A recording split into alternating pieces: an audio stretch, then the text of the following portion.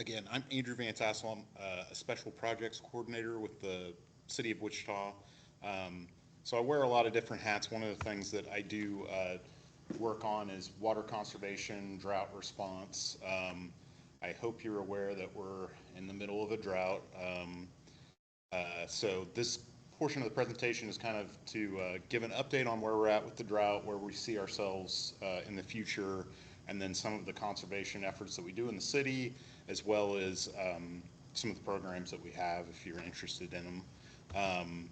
So just as a brief overview, we have basically two overall sources of water for the city of Wichita. Surface water, which is Cheney Reservoir, and then groundwater, which is the Equus bed, aquifer, and the ASR program, which is the recharge of the Equus bed. So we take water from the Ark River when it's up, and it has to be up, unfortunately, and then we inject that into wells and into the Equus bed, and we can get credits for that on future use. The way that the current water treatment plant, which is over 80 years old, works is that we have to use kind of around a 55 to 60% surface water. And there's really not much we can do with that, just the technological limitations of it. So we pull more from Cheney than we would like to at this point, because right now our groundwater is about 92% full. We're in great shape with the Equus beds. It's Cheney that's really low. So these two photos, the top photo is our current water treatment plant. Like I said, it's about 80 years old. Portions of it are 80 years old, built during the New Deal FDR. So it was built to last, and it has, but it's beyond its useful life at this point. We provide water to over 500,000 residents, and that includes 11 wholesalers. So Bel Air, Benton, Bentley, Derby, Keachai, Park City, Rose Hill, Valley Center, and then 3 rural water districts. So I think it's somewhere around 22% of the whole state of Kansas that we provide water to. We are currently, we finished building the new water treatment plant if you've been over near the zoo, and we're going to be taking ownership here in the next few months. Oops, let me go back. The construction is all the way complete right now. We're going through commissioning and testing, so we're putting water through it at various levels in different scenarios to treat water, and then discharging some of that water into the big ditch. So that's been kind of a point of contention as people see water flowing into the big ditch. There wasn't a financially feasible way to capture that water. So we're just putting it back in the water cycle. It's getting used downstream by other folks in Oklahoma. And so we plan, it's kind of a moving target, but we plan to have water flowing through that new facility by the end of the year. So we'll basically mothball the old facility and then move over to the new facility. So as far as the drought, this is the map that the governor has declared a drought emergency for the 3 surrounding counties. So Reno, Harvey, and Sedgwick. Reno being where Cheney is, of course. Harvey just above us, and that's kind of where Equus bed kind of is between those 3 counties, and then Sedgwick.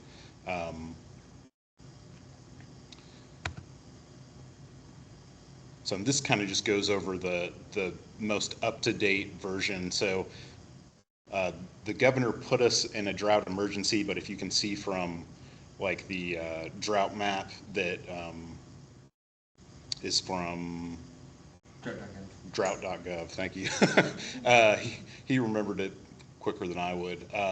It still kind of shows us in a moderate drought to severe drought. But since we use a 12-month moving average of the Cheney Reservoir for our drought response, we're still kind of in bad shape. We have had some rains in the area that have brought us overall into a severe or moderate drought, but unfortunately those rains and precipitation haven't really gone around the Cheney Basin to fill up the Cheney Reservoir. So it's actually more dire for our water supply than it may look on this map. It's just we can't get the rain exactly where we need it. We just had a webinar recently with NOAA that kind of talked about projected precipitation, and unfortunately the what they've come up with is that we are still going to be in a persistent drought in 2025. There's if you look at this map, it's hopefully it's a little bit easier for you to see back there, but so Wichita is kind of right smack dab in the top area. I wonder if I have a pointer here. I don't have a pointer, but as you can see, it's either 0% change or into the 2 to 4 to 6 percentage points right where we need it around the reservoir. So unfortunately, I think this is kind of a sign of things to come. If it gets any worse, we'll see more of a precipitation change, but it's not going to get any better. Is kind of the unfortunate repercussion there. So this is an aerial of Cheney Reservoir back in June. That's when we went to drought stage 2. And I'll kind of let you guys watch this. It's kind of interesting to see just how far from the shore Cheney Reservoir is. And it depends on how often you guys have gone out to Cheney, but there's only, I think, one area for ramps for both down.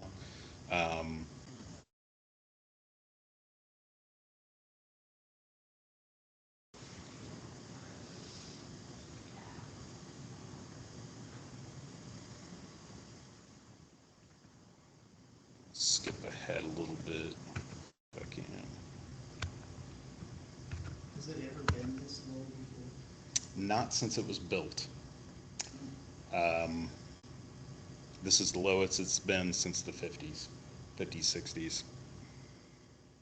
So yeah, this is where I was going to skip to, but yeah, that just kind of gives you an idea of how low it is right now. So I talked a little bit before about the 12-month average. So we have various stages of our drought response. We went into stage 1 in January of 2023, and that was just for us to let the community know that we're in a drought. We implemented certain water conservation measures within the city. And then by June of 2024, we had to enter stage 2, which was restricting watering on ornamental grass and irrigation. Right now, we got a little bit of rain over the last couple of weeks, so we're just below 8 feet below the normal. So this time a couple weeks ago we were at 8.02 or 8.03. Right now we're at 7.99, which kind of gives you an idea of, even though we've gotten some rain, it hasn't really hit Cheney like it should, and it takes a lot of rain to bring that level up. So for the 12-month moving average right now we're at 61.1% full. Once we go below 50%, then we would go into stage 3, which we do not want to get to. That would pretty much restrict all outdoor watering except for businesses that rely on outdoor watering for their livelihood. We don't want to put anyone out of business, but so we're trying to do as much as we can to conserve the water that we do have in Cheney. So the last time and why we developed the drought response plan was in 2013. We had a couple-year period of drought from about 2010, 2011 to 2013, and we kind of saw we need to put something in place to preserve our 2 water sources. So we put the drought response plan in with that 12-month moving average. We were really lucky in 2013. We had 2 huge rain events. One was over a foot of rain within a 10-day period. And so the ground was saturated, kind of perfect conditions for that basin to just suck in all of the extra water. And then about a week and a half, 2 weeks later, we had a really good rain event. I think it was in between 5 to 8 inches in about a week period. So that raised the level of Cheney, and we were able to come out of that drought. That's probably not going to happen. We have not seen these huge rain events. So, if we were to receive normal precipitation, it would take about 3 years to fill Cheney back up. So it's going to be a kind of a long recovery. And we use that 12-month period so that we don't prematurely enter a stage of drought and we don't prematurely exit it. So we would really have to look hard. If we had a huge rain and Cheney went up 6 feet, you may not see us come out of drought stage 2 until the rolling average had us come out of it, just because we don't want to get back in that situation. So we're doing a lot of things at the city. One of the things we're looking at is kind of changing our mindset, looking at regulations, codes. We've already begun within the city only using drought-tolerant grasses like buffalo grass when we're doing projects. We will look at trying to help the community see if we can start thinking about this long-term, even after this drought. We don't really need fescue. Fescue just sucks up the water. It's not really conducive to this climate. So that's something we would hope that the development community would think about adopting and going to these native grasses and drought-tolerant grasses. We're also exploring reuse options. So that's really exciting. Really, we in most non-drought year demand, we on average pump about 50 million gallons a day. We also have a wastewater treatment plant that's down south that produces about 25 million gallons of effluent water that we discharge into the Ark River. So that's water that we treat to a standard by the EPA and then discharge it, and then it's used downstream by other communities. So Oklahoma uses that same water in their water treatment plant. So one of the things that we're looking at, we have a company helping us look at scoping that, is direct potable reuse. So we would hopefully take that water that we're discharging and either bring it to a facility close to the wastewater treatment plant or bring it all the way to the new wastewater treatment plant and further treat that water to drinking standards. So there'll be more information on that. There's state regulations that we would have to have put in place because right now Kansas doesn't allow for direct potable reuse. And then there's psychological barriers. People think like, okay, well, you're treating wastewater and then drinking water. If you think about it, I think one of the consultants said that if you live in New Orleans and they take all of their water from the Mississippi, that the water you're drinking has already been treated and retreated 7 times by the time you drink it. So at this point, treating it once doesn't seem like a huge deal to me. But again, that's something we'll be talking more about with the public.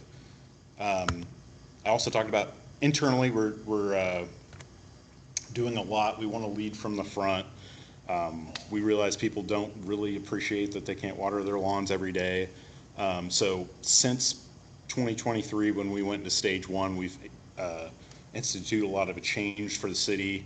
We've reduced watering on our own city-owned grassland. Golf courses have stopped watering non-playable surfaces. They utilize retention ponds for irrigation. We made the decision to not start up the majority of decorative fountains, which is kind of sad because it's a public art, but since we lose so much in evaporation in those fountains, we've decided to just go ahead and forego that until we're out of this drought. We have opened up all public pools and splash pads because on all splash pads we recycle the water, and then public pools. That's just something we didn't want to take away from the community. We have also opened up utilization of gray, well, it says gray water here, but it's really groundwater. The Herman Hill Water Center. So at Herman Hill Park, we do some environmental remediation on groundwater from two sites within the city. There's the North Industrial Corridor and then Gilbert and Mosley, where there was some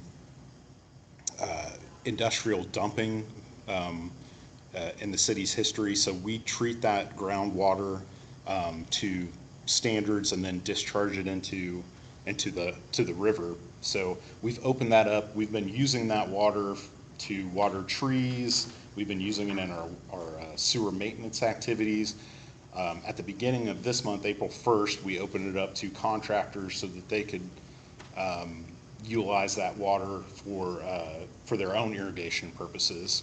And then all of our new facilities have water sense appliances and fixtures. And then we've worked with fire to reduce the amount of trainings that they use for fire. We've stopped washing cars as much as we can for our fleet. And then just basically every quarter we have a meeting internally to talk about how we can reduce water consumption. I've been talking a lot. Did you guys have any questions yet? Okay. When the new plant opens, you said now that 60% of our water has to come from Cheney. When the new plant opens, will that be reversed? Could 60% come from What? So that's a great question.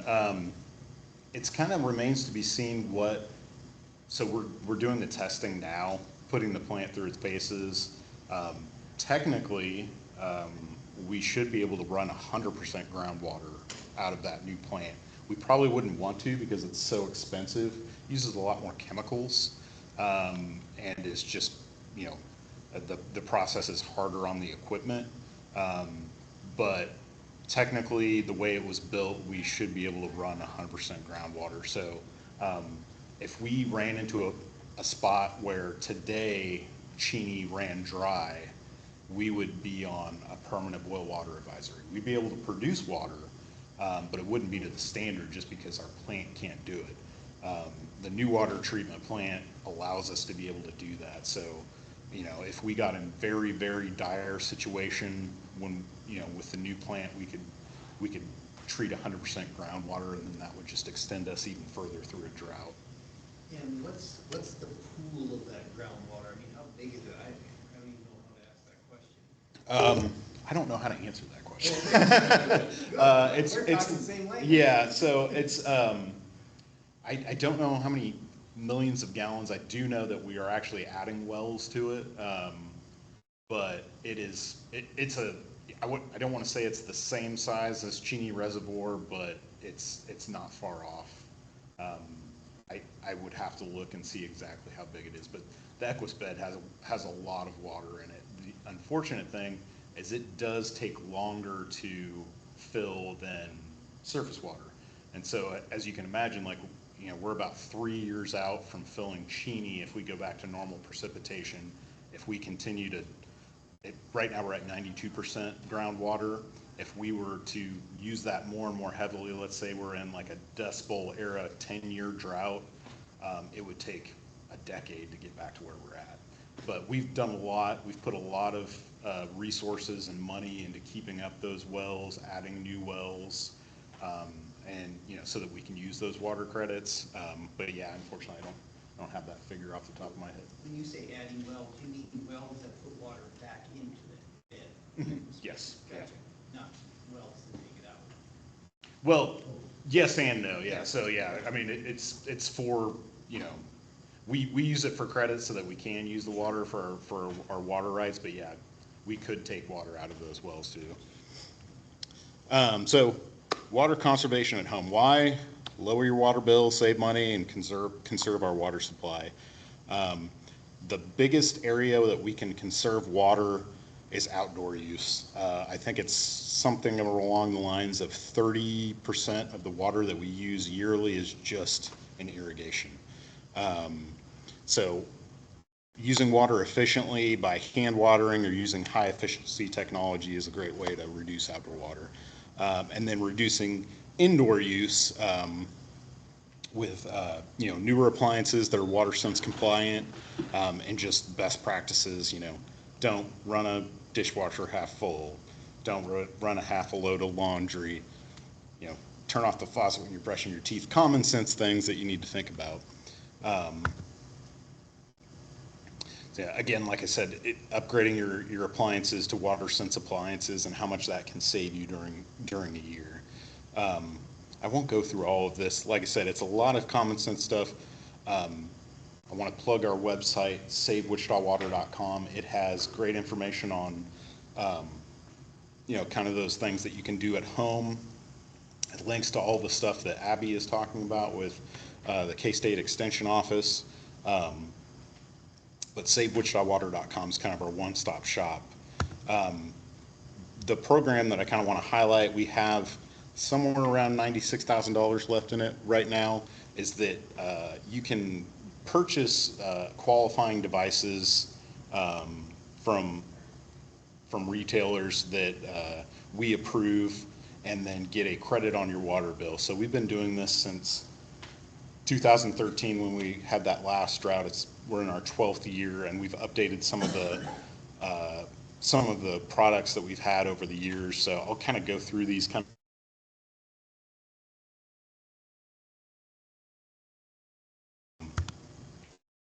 of course, you have to have rain to fill up a rain barrel, but having these in place, it works great for a garden. Like, you can get 5 devices a year. So if you wanted to put 5 of these around your house at every downspout, you could, and we'll credit you $100 per rain barrel. Um, there are some caveats. It's got to be brand new, algae and UV resistant. You can't connect it to a portable water source, so you can't have a spigot filling it up, and then it has to have a lid on it that ensures that, one, that children or debris can't get into it, or mosquitoes or rodents, and and yeah, I think I mentioned it has to be new. Rain sent. Where to get them? Yeah, Uh, get one that has all of those, or is there anywhere that has all of those? Yeah, so like Lowe's has them. There's a couple local companies that build them, and we would, if you have a receipt from them, we would credit you for those. I can't remember the name of it. I'm not technically supposed to like Right. advertise, but there is a Yeah. local Wichita company that does their own rain barrels if you want to keep it local. But yeah, Lowe's, Home Depot, Menards, they all have those. Um, I rain. know, I bought one from a nursery several years ago, and it doesn't have all those things Um, it should. And they bought from a local supplier too. Oh, okay.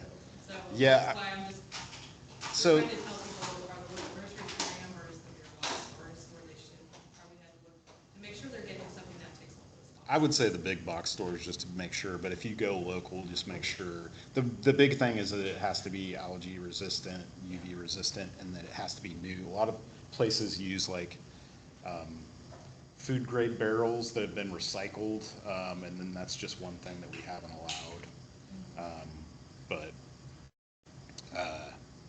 because we're basically not in the business of keeping a rain barrel place in business. Rain sensor shutoffs. This is great. I was driving around this weekend, and my kids are probably sick of me saying it's raining and there's a bunch of sprinklers on, like right near our house. Like, so you can get one of these to turn off your sprinklers if you've already received enough rain. Hose faucet irrigation controllers. This would be for folks that maybe don't have a sprinkler system or an irrigation system. If you are a hose dragger that drags around a sprinkler to different areas of your house, this can keep you from keeping that on if you forget. Take a nap and you're like, oh crap, I've had the water on for hours and hours. Smart irrigation controllers. So this would, these are for new. So this could be an upgrade to your existing, or we could help pay for a new to you irrigation controller. So this would help with setting your days, times, making sure you're within the restrictions. Toilet repair kits. This is something we added a couple years ago, which I think is kind of neat, as nerdy as that sounds. Toilets are like the number one area where if you have a slow leak, you may not even realize it, but it can cost you a lot of water loss. So we at the city, you can get them at City Hall. We've got some here today. We have dye tabs that you can just place one in the back of your toilet tank, and then come back a couple hours. If you notice that there's dye inside the bowl, then you have a leak. So your flapper is cracked or something like that. We decided to offer the toilet repair kits as something you could get a rebate on, so that folks were incentivized that way. You know, if you can't, they're pretty easy to install, but if you can't, you know, typically if you can't afford to have a plumber come out, you can go do it yourself. Dual flush conversion kits. So yeah, these are great too. Some toilets already have this built in, but half a flush for liquid waste and a full flush for solid waste, that can save an enormous amount, especially if you have a lot of kids. And then toilets.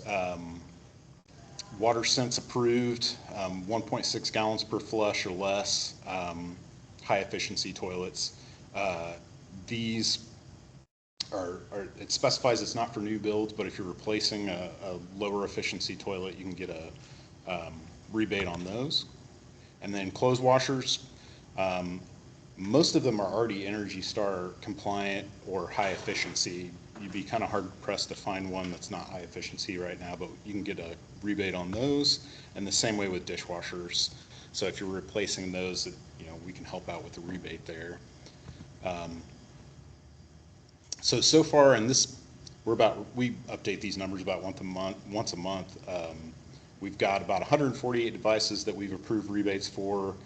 We're somewhere around $14,000. We also are giving away shower heads and aerators at all of the neighborhood resource centers and the public libraries. So one per household. It's a 1.5 gallon shower head that you can use to replace a less efficient shower head, and an aerator. So aerator is just a screen that you can screw in. It works best in a bathroom. You can screw in these aerators and it introduces more air. So in a bathroom, you don't need a steady stream when you're washing your hands. You just need some water to get it going, and that can save a bunch of water. Is the rebate, do they just take money off of your bill? Yeah, it's a credit on your bill. Gotcha. Yep. Mm-hmm. And water conservation at a business. So these are really, you know, kind of the same reason that you would want to save water at your house. You would want to save at your business. It lowers your bill, saves the business money. So again, we're encouraging adopting drought resilient landscape practices and the utilization of like water efficient appliances, and then reduce indoor and industrial use. I don't know if this audience is, but if anyone's interested in doing any sort of reuse, the city would love to talk to you about it.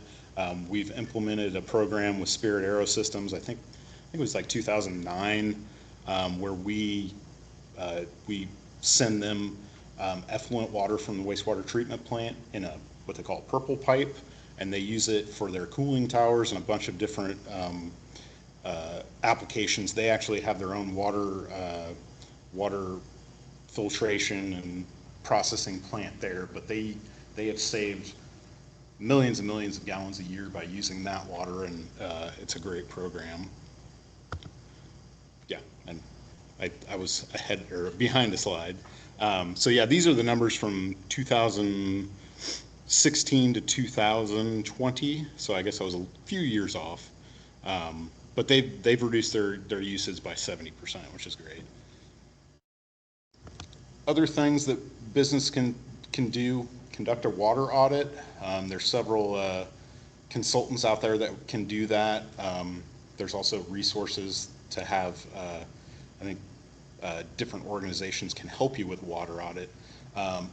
Upgrading equipment and processes. Again, drought-resistant landscaping. And then creating a water conservation policy. It's kind of hard to implement water conservation if there's no overall policy um, in an organization. So we met with PepsiCo recently, and they gave us a overview of their water conservation policy. It was really impressive. Unfortunately, they wouldn't share any of the slides. I guess um, it's sensitive data, but it was pretty impressive that they identified Wichita as one of a drought risk areas for their bottling procedures. So they have implemented all sorts of different policies and processes to save water in their bottling facility. And so the last slide I'm going to talk about is, and hopefully you're all familiar with this if you do have outdoor irrigation, but we are still in drought stage 2. We anticipate that we're going to be in stage 2 for the remainder of 2025 unless we have an extremely dry summer. So that means we'll be watering 1 day a week in your assigned quadrant between the hours of 12:01 a.m. to 10 a.m.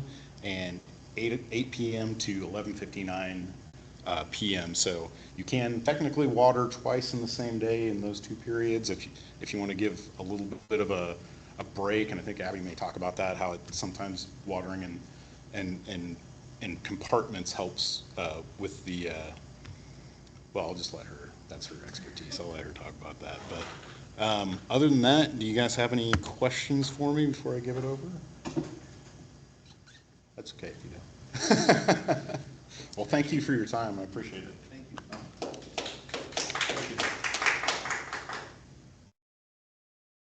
Yeah, Andrew covered a lot about what the city's doing, some on indoor water conservation. Abby's going to talk all about outdoor water conservation, and then give a little more information on community gardens as well, because there's some interest in this area on that. So I'm going to switch over the slides, but if you do think of a question in those 2 minutes, Andrew's still going to be right here.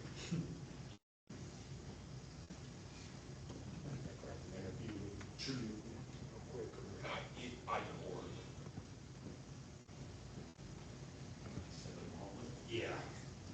Thanks. Will stage 3 involve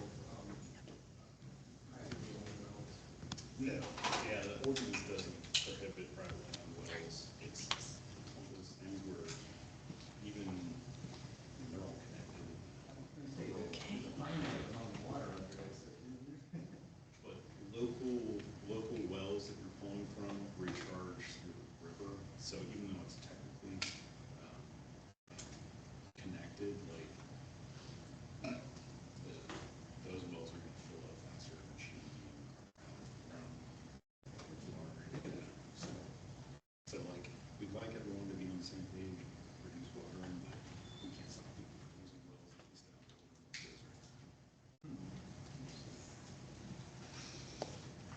All right. You guys need a break or you all are good? Okay, all right. Well, I'm Abby Drought. I'm with K-State Research and Extension. I am a horticulture agent there, and my specialty there is food crops, specialties food crops specifically, so that's fruits, nuts, vegetables, things like that. But my last name is also Drought, so I'm here to talk a lot about that because I happen to know a lot about it, having been a drought for 37 years. It's not as dry as it sounds. Please excuse my drought puns. So today I'm going to talk to you guys about tips for watering, water conservation and drought proofing your landscape. But just a little bit first about who K-State is, if you're not familiar. We connect K-State University's research with the community. So we are an arm, like an extension of K-State University. We take research and other things that they do there, and we get that disseminated out into the communities there. So we have lots and lots of different services in our facility here at 21st and Ridge. We've got SHIC, senior health if you need help with Medicaid, things like that. We have 4-H, we have health and nutrition, we have horticulture, agriculture, and then family and consumer sciences, where they do everything from basically birth till death for the most part. So lots and lots of information that we have for you today. I do want to say we have an event coming up this weekend called our Spring Garden Fair. It's completely free. It starts at 7 a.m. And runs till 4 p.m. And it's at the Extension office. And our entire focus this year is drought conservation, water conservation, drought landscaping. So we will have about 15 different booths that focus on that and demonstrate different ways to be more water conscious in your landscape. We also have a plant sale that day and a raffle.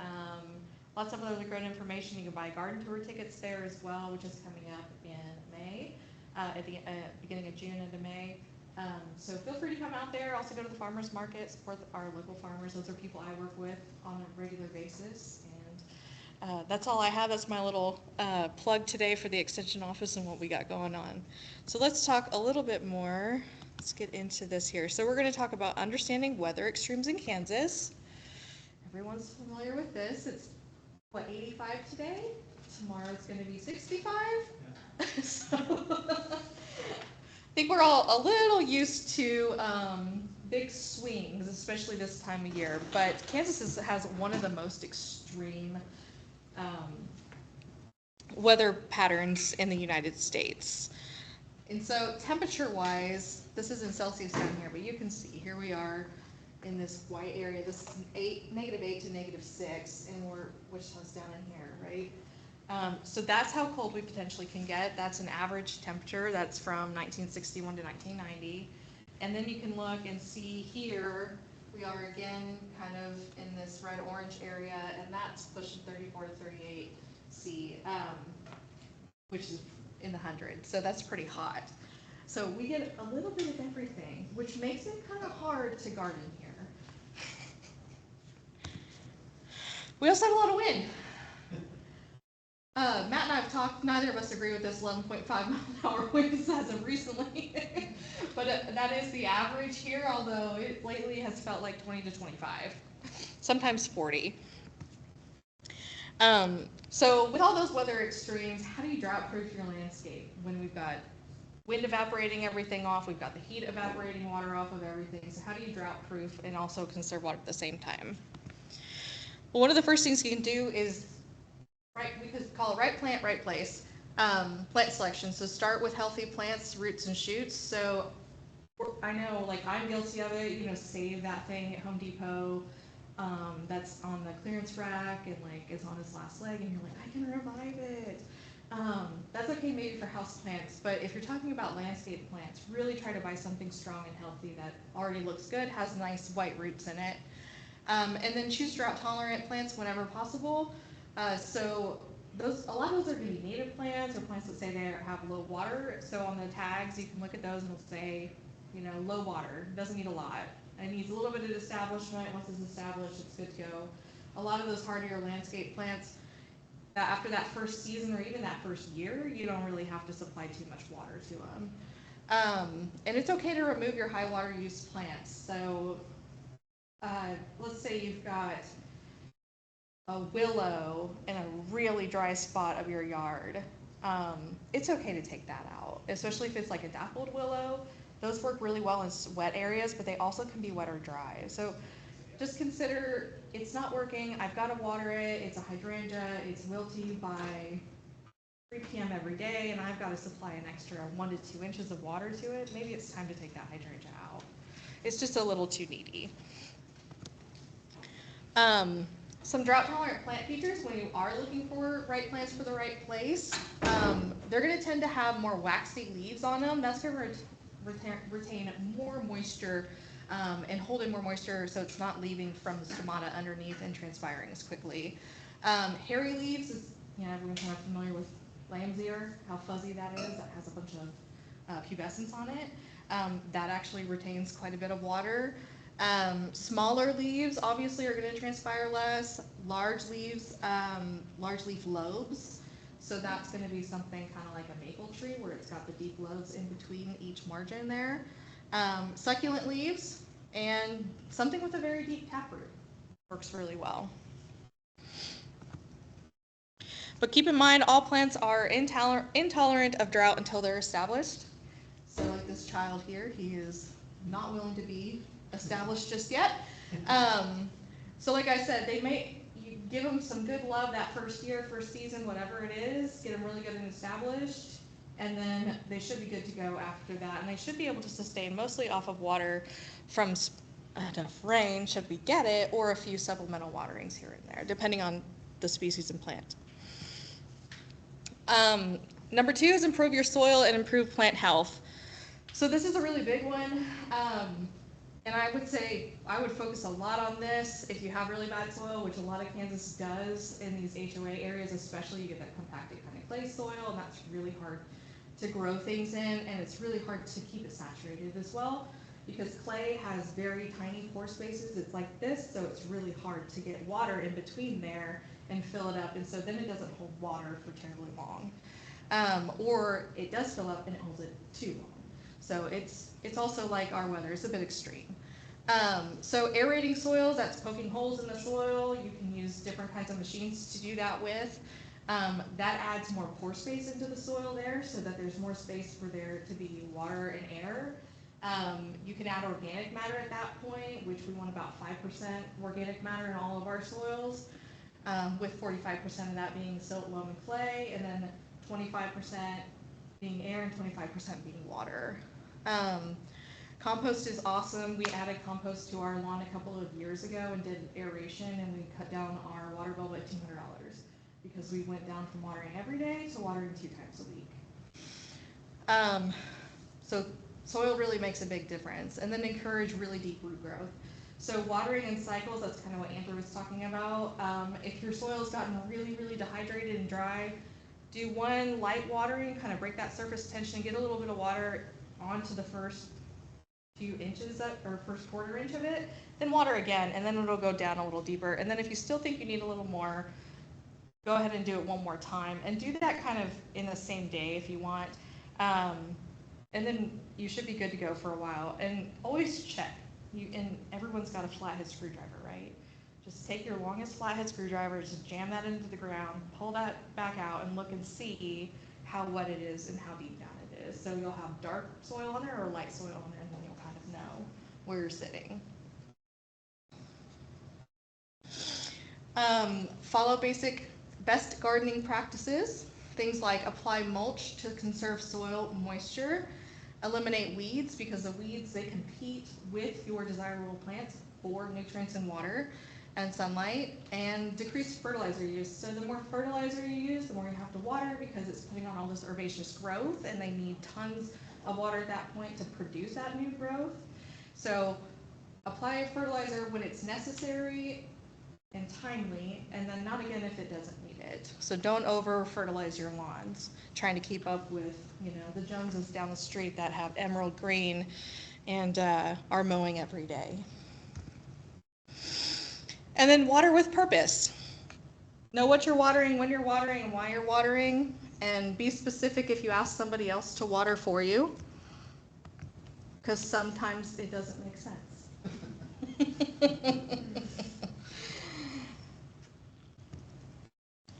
So water with a purpose here. Water slowly, deeply, and infrequently. So that slowness really saturates the soil. It gets it really, really deep down in there. If you're doing it really fast, it's just running off and then that's going down the drain, right? Infrequently teaches the plants that they're not going to always have consistent water. So if you're watering your grass, let's say you're watering your lawn every single day, well, that root system ends up sitting very shallow, really shallow at the very top of the soils there. And we want that to go deeper, because the deeper down it goes, the more the soil temperature is a little cooler, and the more water there actually is deeper down in the soil profile. So that infrequent teaches them, hey, I've got to learn to survive on my own because I'm not going to get water every day. And that makes your plants quite a bit healthier. It produces a much healthier root system as well. Allow mini droughts between waterings, so that's kind of that infrequent bit there. Like I said, it promotes that deep growth and prepares plants for the longer droughts.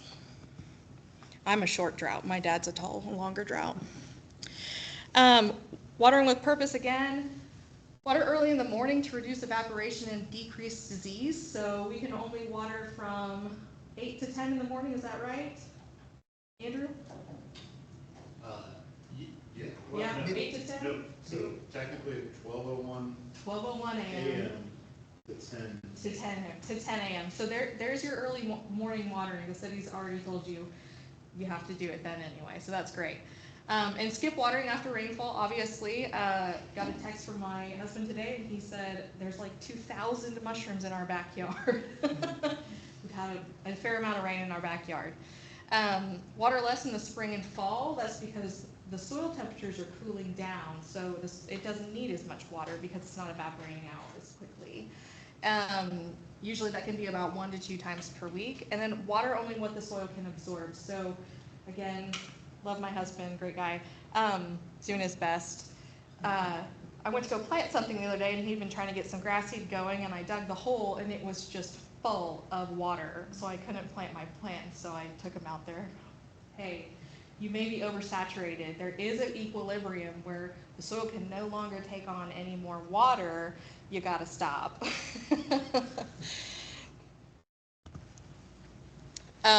Drought-proof your landscape. Again, like, know your water goal. What do you have out there? Tall fescue needs about 1 to 1.5 inches of water per week in the summer, and less in the spring and fall, again, because of cooler temperatures. I brought some rain gauges today, and they only measure about 1 inch for that reason. They're meant for your lawn, so you have an idea if you're getting 1 inch out there. So please take one of those today and stick it in your lawn, and then you can know. Bermuda and zoysia, a 6 to 8 inch deep soak every week or every other week is sufficient for them. Buffalo grass, which is a native here, 6 to 8 inch deep soak once every 2 weeks. Which are trees and shrubs, you're going to soak those 12 inches deep every 3 to 4 weeks. And trees and shrubs that are less than 5 years old, 10 gallons of water per week. And that's pretty important on those newer ones that are a little younger. Trees are more expensive to replace, so you want to kind of focus on those. If you have flowers and it's getting hot, maybe be okay with letting those petunias go. But those trees are much harder to replace. They take a lot longer to get large, and they provide much more for our ecosystem. So give them a little more love.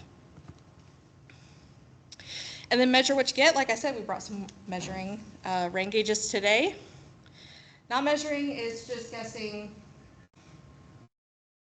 I think I put enough out. Like I said, you can also use a screwdriver or something, poke something down in there if you can, and see how far you're getting down with your water. Have an idea of how long you need to actually run your irrigation system if you have one, and how much water is being applied out there.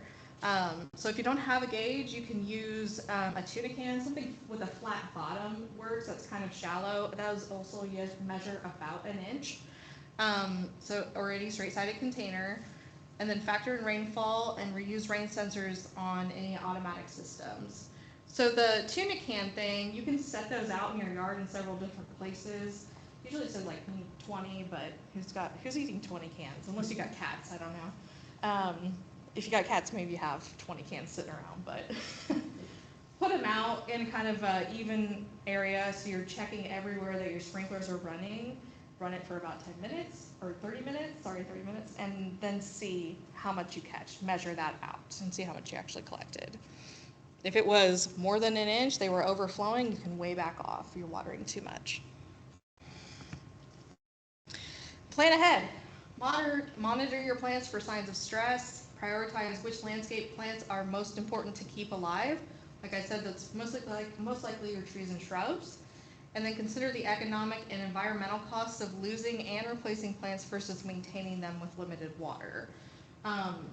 Again, the trees and shrubs are really probably going to be the bigger thing. It is a bigger environmental loss and cost to lose those and replace them as compared to your little petunias, which I watered all my petunias last year off my rain barrel. I didn't ever hose water them, so you can still keep them. Just, you got to get a rain barrel on the rebate. Some plants are dramatic. Literally forgot to water for 1 day. I have lots of plants like this in my house. I don't know why I do that to myself, but I also water those off of my rain barrel. We don't want to keep putting plants like that in our landscape. If you were putting something in, or you've had something in and it looks like this because you didn't put a little water on it for 1 day, maybe it's at the end of its lifespan. This is me. This is me for sure. Oh, I did go to the garden center the other day. My cart looked like that when I left. So also, right plant, right place, and then plan ahead. Don't just go and get everything because it's blooming and pretty, because that's what they want you to do. I've worked for garden centers, and it's gorgeous, but in the itches there, and you're like, I can get more in there, right? Have a plan when you go to the garden center and get what you need and the right thing for the right place. So drought proofing your lawn. How am I doing on time? Okay. How much time do I have? We'll go until about 3:00. Perfect. Okay. How did anybody feel this way over the summer, last summer? It was bad. So let's talk about how to not end up like that guy. Aerate soils to improve water infiltration. So this is what it's about. You can see these little core samples taken out from an aerator. They go about 3 inches deep, 3 inches apart, and do this between in March and September or in June, and then decrease your fertilizer use when you do that as well. So we did at home, we did this, and then we added compost, and that compost got down into those soils, and then we did it. So we did that in the fall one year, and then we did it again in the spring. And when we took these core samples, this is not my picture by the way, but when we took these took the core samples later, so most of this looked like clay when we did it, and when we did it in the spring, I had compost to about here, and then we did it one more time the next fall. So we put it out, more compost, and then pretty much all of that was compost at that point. How do you spread the compost on your lawn? It was real scientific. Yeah. We opened the top of a bag and we went like this, pretty much, and then I raked it out. Okay. We did try to use a spreader, we tried to put it in a wheelbarrow, and at the end of the day we were like, this is just too much. And so we did concentrate on places we knew in the yard that were more compact and that maybe needed some leveling or didn't retain water as well. So we did do those a little better, and we're more meticulous about it. But for the most part, we just try to get it as evenly distributed by shaking the bag out as we could, and then we took a hard rake and just raked out the big clumps. Where do you get your compost? We bought that from a local garden center, so it was a little pricey. Yeah. But you can, if you have somebody you trust and you know that their compost is clean and weed-free and the manure is truly broken down and not fresh and there's no like pesticides potentially, pesticide residue in it, you could also get bulk compost in that way in a trailer load. Increase mowing heights. Tall fescue, you can mow it up to 3.5 inches tall for a mowing height. And what that's going to do is that's going to retain more water. So if you're cutting it really short, let's say you're cutting it like a golf course, you think you have zoysia grass, and you're cutting it super short, you're exposing the ground more. So that means that that soil is losing water faster. So having a little higher mowing height is not going to hurt your grass. It's not going to mean you're going to have to mow a ton more. But that's going to help keep the soil covered, which means it's going to retain moisture longer. Buffalo grass, you can mow that up to 4 inches tall, and Bermuda and zoysia up to 2 inches tall mowing height. Those don't need as much. I know buffalo grass doesn't need mowed as often because you're not watering it as often. Remember we said a couple slides back, buffalo grass is 6 to 8 inches about every 2 weeks. Allow tall fescue to go into summer dormancy. This shocked a lot of people when we talked about this last year. I know a lot of people were like, isn't that going to kill it? It's not. Does it look pretty? No. Its natural survival strategy for many plants is to do that, is to go into some dormancy. And the goal is to keep the lawn alive, not thriving. So they can go about 2 or 3 weeks or more without water, and after 2 or 3 weeks, you want to just keep the crown of that grass alive by applying about 1/4 inch of water every couple weeks through irrigation or rainfall.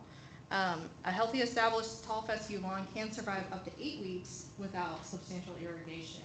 So again, take a rain gauge home, then you'll know if we got some rain, do you need to do that supplemental 1/4 inch rain or watering, or did we already get it? And so they will come back, and you can check the crowns. You can easily go out there and pull up just a little bit, or separate it out and look and see. And if the crown still looks kind of green, even if you can see some roots in the ridge white, you're probably still looking okay. It will probably shock your neighbors too if they've never seen that go that way, but it will be all right. Monitor and minimize thatch. So keep the thatch layer less than half an inch, and that thatch layer is like this dead grass in here, right? So this right here. So you have up there, you can pull that up with a dethatcher. It's a machine you can rent lots of places, and it pulls all that dead grass up, and then you rake it up, put it in your compost bin, or bag it up and get rid of it if you've been putting a lot of herbicide down. Lawns with excessive thatch are less drought resistant. That's because it's like a barrier to the soil. So it sits in between, and that catches a lot of the moisture, and then that water isn't actually infiltrating your soil that way. So usually you can see this on the edge of your driveway, the curb. So if you're edging, you can usually see that thatch layer right there and how bad it is. It's real satisfying. I like doing that. It's real satisfying to pull all that dead stuff out because then your grass looks really pretty. Switch to warm stands and turf grasses. We know this one's not a popular one, but it is an option if you're tired of watering that fescue lawn every week.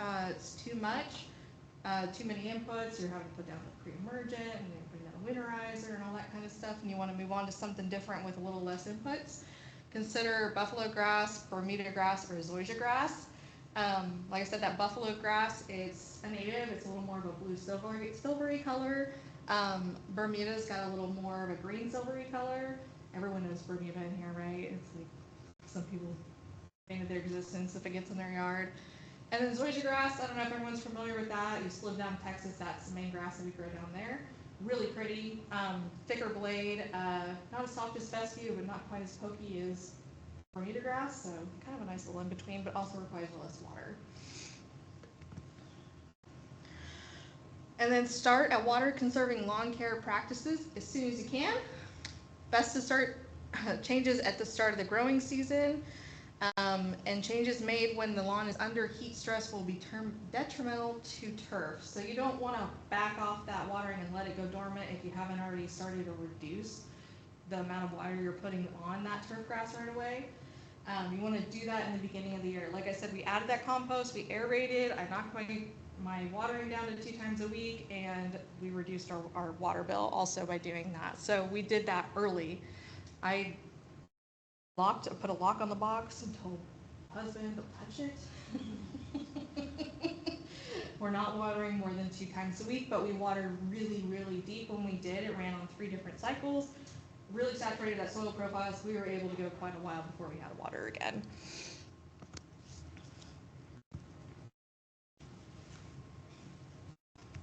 Get this nice switch. I guess. I was like, I had a lot more, I think. Just cut to the end of Yeah, The other slideshow. that's okay. Any questions while Yeah, I any switch questions those so back? far? We're an intimate group here, so feel free to just shout it out if you've got a question. Should you dethatch your, early in the spring probably? I would like to do early spring, but you can also do it in the fall.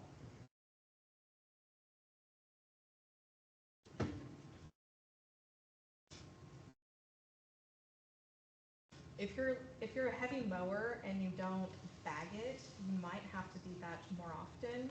But if you are bagging yours, because as you're cutting that off and that leaf litter degrades, it gets down there in that thatch layer too. But if you're bagging it, you may not have to dethatch as often. We did ours about 3 years ago now, and we need to do it this year. And we bag mostly. Reuse that in other ways because we don't put any herbicides down on our lawn, so we can put that in our compost. Okay, so it's marking. That's weird. I changed Yeah, that. that's why it cut off there. It's all hidden. That was from when I was with Andrew and we did the HOA, and we didn't have as much time. Let me just unhide all of those. There we go. Okay. Yeah, it should be okay if you do from current slide. It'll switch back, I think, yeah. All right, okay. So now we're going to talk about water conservation tips. Easy way to do some water conservation is mulch. So you mulch those trees, shrubs, flower beds, and gardens, and that's going to conserve soil moisture and reduce the weed competition. We said weeds are in competition with the plants you want. They're in competition for the nutrients and the light and the water. So that layer of mulch will help keep them out and keep weed seeds from getting sunlight so that they don't germinate. And then it's also going to conserve that moisture by having something on top of the soil. So when it is windy above those 11.5 miles per hour averages, it's not blowing all that moisture off the top layer of soil. Apply pre-emergent products to further prevent weeds from starting. So weeds will compete with them with your desirable plants. Just make sure you're putting pre-emergence down before you see the weeds, and then you put post-emergent out when you see the weeds. Some people get a little confused in their heads about that. Make sure you're applying those at the right time. Otherwise, you're just throwing money out. Test soil moisture before watering. There's my screwdriver that I've been talking about. Easiest way, everyone's got one. You can take that out there and test it. So use your finger, screwdriver, trowel, shovel, soil probe, metal rod, whatever you got, something like that. 3 to 6 inches deep for lawns, flowers, and veggies, and 6 to 12 inches deep for trees and shrubs. So you can take that, stick it down in there, see what you come back out with, kind of like if you're taking a toothpick to a cake to see if it's finished, kind of that kind of deal. Except we want to see something on the screwdriver, unlike the cake. You want to see a clean toothpick come out. And then you want to measure how wet it is deep down. So you're obviously going to see some darker soil up here, where this is at the top and this is at the bottom. So if you have really dark wet soil here and it's pretty dry, you maybe need to go over. Like Andrew talked about, and I talked about, rain barrels. They save a ton of water. If you come to our spring garden fair, we have a booth where we will help you measure the square footage of your house on Google Maps and figure. We have a sheet you can fill out. It'll help you figure out how many square feet you have and how many rain barrels you might need to put on your house and how many gallons of water you can potentially save off of one rain event. So 623 gallons of water and 1 inch of rainfall over 1,000 square feet is kind of the math we're doing there. And then save money by using the City of Wichita's rebate program. We talk a lot about that. And he mentioned where to go find those out potentially at some bigger box stores. But I'm a big proponent of these. I like these. I use them at home. I water all of my containers or my houseplants off of these, and last year it didn't go empty till about end of August because we haven't had rain in so long. So, and that was off of just one that I had, and our square footage is about 2,000 square feet on our house. So that was a lot of water. I probably should have several. You can connect them too. You can put several together and connect them. One overflows into the other.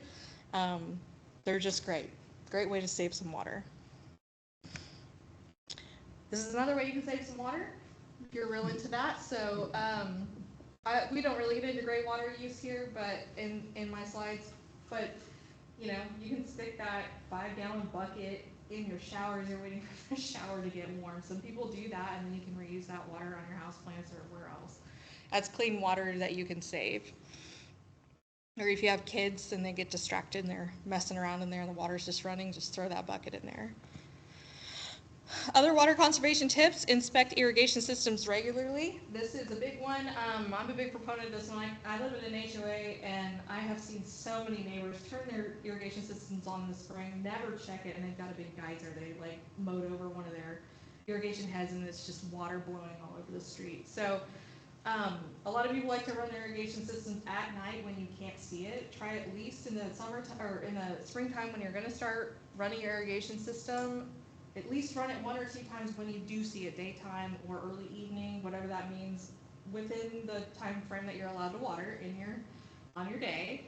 Do it then, but do take a look at it and make sure that you don't have any large leaks, any broken heads, any big geysers, things like that, or heads that aren't functioning properly, or they're adjusted to the point where they're watering your driveway and not the grass, things like that. So give it a good inspection before you just set it and forget it for the year. Utilize efficient irrigation technologies like rain sensors, soil moisture sensors, smart irrigation controllers like Andrew talked about, components that regulate water pressure to eliminate the fine mist. So the fine mist in the wind they don't go well together, right? Like the wind's just blowing that everywhere, that fine mist is not hitting anything. So sometimes that means you need to actually change out the type of nozzle or head you're using on your irrigation systems on your heads there. And then drip irrigation or subsurface irrigation, these are great. I work a lot with farmers and homeowners that grow vegetable beds, so we talk a lot about drip irrigation because that's most efficient for vegetable beds. In ground, it keeps the water right at the level of the vegetable plants that are in the ground there, and so it's not going anywhere else. It's just applying it to the roots, not touching the leaves. A lot of plants are susceptible to getting funguses and diseases on them if they get a lot of water in the leaves. And if you've grown tomatoes, you're aware of that, which is why a lot of them like to use drip. And drip is slower, it has good pressure, just a couple different types of pressure. Some you can customize where you put the heads in them, and some come or with holes in them pre-drilled. So that's always a great way to change things over, especially if you have a system that can do that. It's not super great for lawns, but flower beds and raised beds, vegetable gardens, things like that, it's a great way to reduce your water use.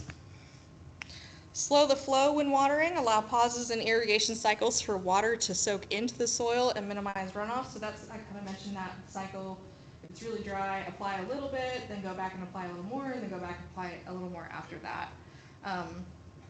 Soils vary in how quickly they can absorb that water. So we talked about clay soil. It takes in about 1/4 inch per hour. Sandy soils, that's a lot larger pore spaces between the aggregates inside that soil. So 1.5 inches per hour, that water is just kind of soaking through there.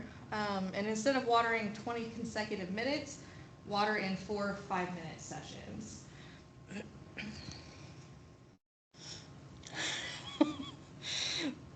Matt put this in here. Apparently I have 5 minutes left on this slide, and then I'll go to community gardens. Me with 5 minutes left. We're gonna fly through this. So just some additional drought resources on our website. If you're familiar with K-State Research and Extension, we have tons and tons of resources. I brought some publications today, but we have hundreds more available online through the K-State website and also through our Sedgwick County website here. So feel free to take a picture of that or scan the QR code. When we started working with the city, Matt and I talked and we gave them some resources for the State of Wichita Water website, and we decided to go a little farther and build our own that had even more resources on it. So this is our website. You can go to it, sedgwick.ksu.edu/drought, not D-R-A-U-T, D-R-O-U-G-H-T. I don't have my own page, unfortunately, but my name is all over that. It's going to take you, we have lots of other publications that you can link to. I think I brought this one today, Waterwise Plants, Trees and Ornamentals of Central Kansas, sorry. Lots of great tree options on there. I think I brought that one over there for you guys to pick up and take home. If not, there's a QR code that'll take you right to it. A lot of these are also on the Save Wichita Water website. They've got a page with a lot of these on there and some videos. Drought tolerant trees of South Central Kansas, I did bring that one if you want to pick that one up. I'm not the tree person, so I'm sorry I'm not giving you a lot of information on these. That's Matt's wheelhouse there. But low water use for Kansas landscapes. This has great options too for shrubs. If you're looking more for shrubs, you're not a tree person like me. You don't know a lot about trees, you know about flowers and small plants. I like shrubs and perennials, so I use a lot of natives in my landscape. This will give you some of those ideas. Maintaining good lawns with less water, got that one over there for you too. So that's going to kind of go through everything I talked about today, but maybe a little more in depth. And then we also have, if you have lots of questions or any questions as you're trying to carry out this stuff and be a little more water conscious and drought proof your lawns and landscapes, we have the garden hotline, which is managed by our master gardeners. We have about 350 master gardener volunteers. It's open Monday through Friday, 9 a.m. to 12 p.m. and 1 p.m. to 4 p.m. This is the number here in the email. You can also send us pictures. So through the email, which we love that, it's helpful. You can also come by in person. We have a whole room with microscopes and other fun sciencey things in there, and we will look at, your sample. If you got bugs that you don't know what they are, bring them in a bag or a sealed container, please. Or if you have like trees that have spots on them and you don't know what it is, don't know what they are, you can cut off a branch and bring it in. We'll look at it and help you identify what that is. So we have lots of resources at the Extension Office. Any questions before I move on to community gardens? I have a question. Yes, sir. What is one common mistake or misconception that people have in taking care of outdoor landscapes that you wish that you could just fix for everybody? Probably that you need to water your lawn every day. I like to tell people if you have a Rainbird controller or a controller for your irrigation in there to just go turn it off and never look at it again. Go out there and look at your grass and decide if it actually needs to be watered or not. You'll know if it's dry. It often will kind of curl inwards on itself. Sometimes it looks a little purple from far away or gray if it's really dry. And it's okay to let it have a mini drought and get a little dry like that. And then apply waters because you know it needs it at that point rather than just applying that water every single morning at 3 a.m. when you never see it and you've got the big geyser going on and you don't know what's happening. So I wish more people understood that that is okay. It doesn't need to be scary and it's not going to kill your grass to not water every single day. Good question, Ethan. Okay, I'm going to run through this in about 15 minutes. So Ethan asked me to talk about community gardens because we thought we were going to be at Maya Angelou Library, which they are planning to have a community garden out there. This is something that I also work with. We have about 20-ish, yeah, I think it's 20 this year, community gardens here in the city limits. They're not for everyone, they're not for every area, they're not for every neighborhood. But they are awesome if you live in a place that doesn't have a way to garden or you're like you're in an apartment or something. These are a great option. So let's talk a little bit more about these. What happened? Here we go. So why a community garden?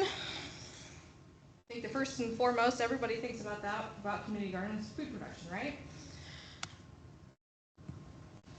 And food access. So some people don't have access to food in their area of where they live. So this zip code over here, 67214, is a food what considered a food desert area.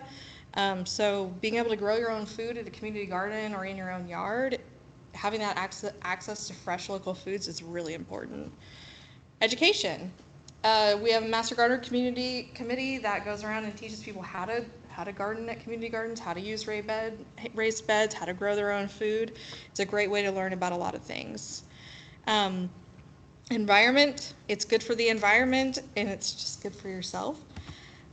Nutrition, again, having more access to fresh local foods. It's good exercise. It's really hard to like turn over soil in a raised bed or in the ground. So it is really good exercise. It's good for your mental health to be outside and growing food. And community revitalization. But overall, it's all about community, and that's what we're going to talk about more today. So types of community gardens, I think everyone mostly kind of goes to a neighborhood garden with individual plots in their heads. There are communal gardens. There are youth and school gardens. We have several of those around town. Food pantry gardens, we have a few of those. Entrepreneurial market gardens, so that's someone that started it and is selling directly out of it. So think like a U-Pick. Therapy gardens and demonstration gardens. So we have a demonstration garden with fruits and vegetables in it at the Extension Office. So they can look like this. I think this was the old Riverside Garden before they moved. Those are all in-ground beds here. You can see the wide variety of plants they got going on. They've gone aerial too. You can see they've got some trellises here, some really big tomato cages or vine cages that they can use, and lots of people helping out there. So they can look like lots of different things. Here's another one. They really went vertical. I don't know where this one is. This is pre-me, but using your space wisely in a community garden. gets you a lot of food. Come on now.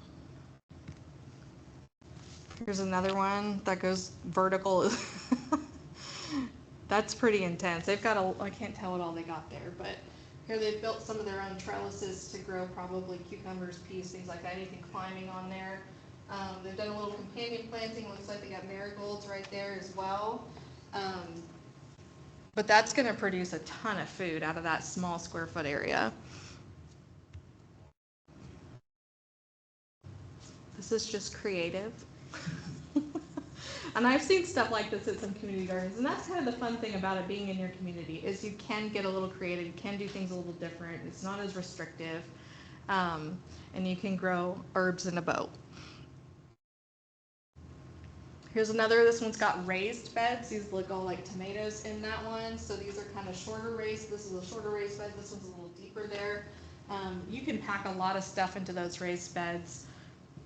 But as you're doing that too, you also want to think about airspace. This one doesn't have a ton of airspace going through it. And if those are tomatoes, if one gets a disease on it, the next one gets it. So you, and also pest, I call it the pest highway when they touch, because if one gets aphids, the next one's going to get aphids because they're all touching and they're all able to just crawl around and go from one to the other. So think about airspace if you are thinking about a community garden or planting even in a raised bed there. Give them a little space to breathe. And then youth school gardens. So this is a garden we have out at Adams Elementary. And this is from a few years ago because we actually have about 14 beds there now and a small orchard. They have about 3 fruit trees and they've got some containers along the side of the wall there.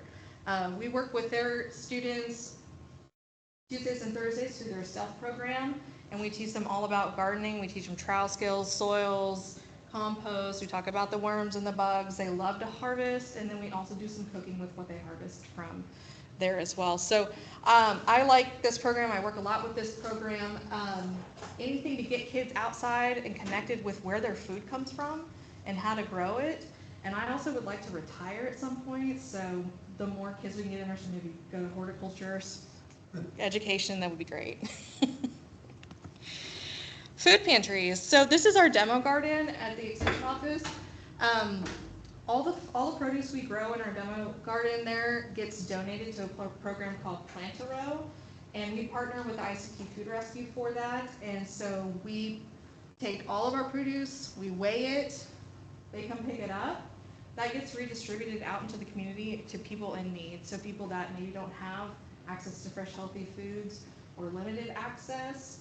A lot of it goes to churches that are having family meals in the evenings, and so it gets processed into full meals, and sometimes it gets put on share tables at those facilities as well. So we're very proud of this program. We had about 4,000 pounds donated last year.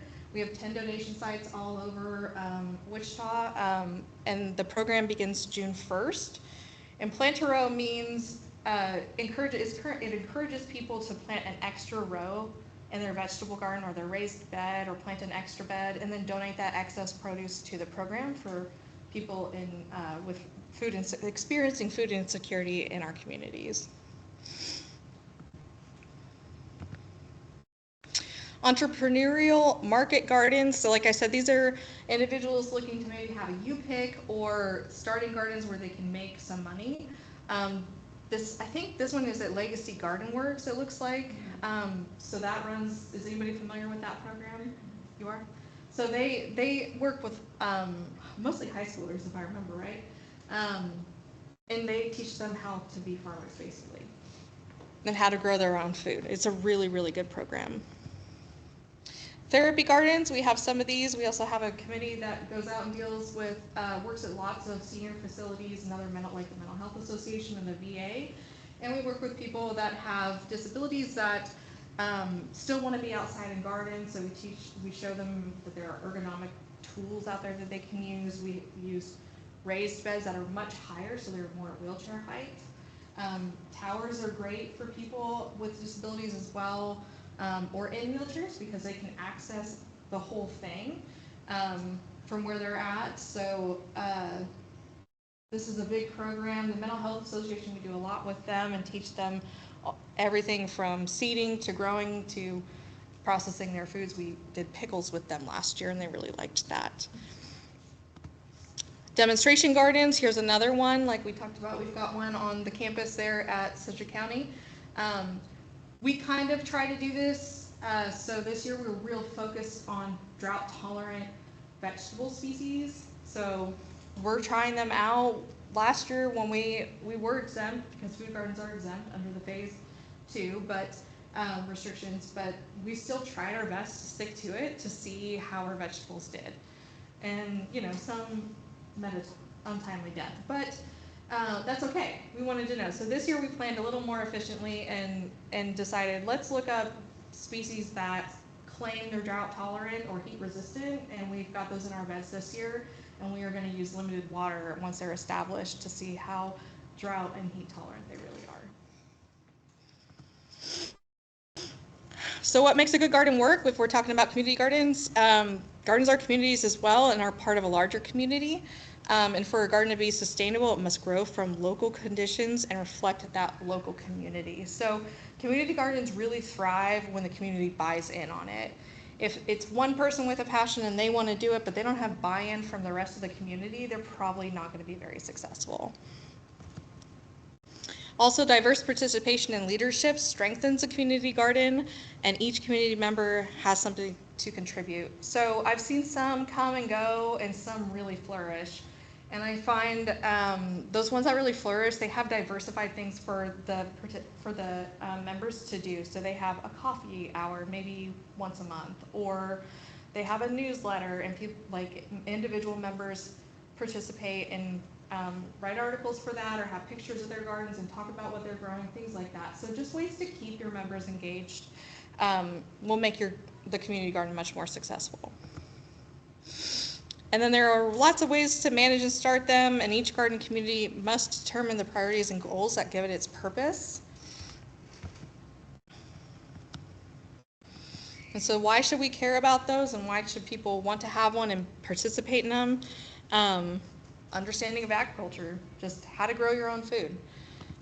Shared values and experiences, community resilience, and that food is more than a commodity. So it really does build community to grow plants and food, whatever, with other people and do gardening together and share in that experience. Okay. I do want to talk about real quick, I have like 10 more slides, about 8 more slides. If you are going to put a community garden in, or you're curious if it's a good site or not, I want to talk about that really quick, because I do a lot of site evaluations with people saying I want to put a community garden in, and there are some things to really consider. Obviously, first we want to consider at that site, what kind of sunlight do we have, what kind of water access do we have, the quality of the water and the soil and the quality of the soil. And then also other things, what's the visibility from the road? Is it their potential vandalism? We always recommend people put up fences that can be locked. And then are they urban soils or brown soils? Always if you're gonna do one, always do a soil test, especially if you're in the urban part of the city. A lot of times we'll have people do some in this area, downtown, anywhere along the canal route, and those come back with high lead. So you don't want to garden in that directly. You can do raised beds on those, but you don't want to directly be growing leafy greens in lead-contaminated soils. So just things to think about. Logistics, how big is it? What's the accessibility like? And is it going to be able to be there for a long time? That's the other question. So I helped Goddard put one in their linear park last year. We helped them do that and think about all these things. They have a good space, it's a good size, but accessibility was kind of a problem, so we really worked through that with them and how to make it more accessible, because it was kind of off of a dirt road, and then had like a little tiny bit of a ditch to get in, so we had to work with filling that back in, so that if someone were wanting to come in and they were in a wheelchair or some other device and they needed to have help getting in and out, that it was more accessible to them. And this year they also put in some wheelchair accessible tables. And then assessing the needs of the community or the school if you're doing a school garden. And what do we mean by needs? What problem are we trying to solve with the garden? Are we trying to solve food access, food insecurity, or are we trying to educate? So common needs are hunger and poverty, which look like, we talked about lack of food, lack of access of healthy foods, a lack of healthy habits, and low access to garden space. So think of people living in apartments. And then education and social, so building that community, educating the youth, educating adults, therapies for special needs, and socialization of other groups. So there are lots of good reasons to have a community garden, and they can all address some of these common needs. But also just know that sometimes the garden is not the answer to the problem. And I took all this out because I knew I wouldn't have a lot of time, but there were a lot of pictures in there where a garden wasn't the solution. So some were like pre-construction sites or had been in an empty field next to like an auto place where they probably dumped God knows what, right? So sometimes the garden is not always the right solution. Make sure you have that community buy-in and people that actually want to help you do it if you're thinking you want to do it, because otherwise it's not going to be super successful.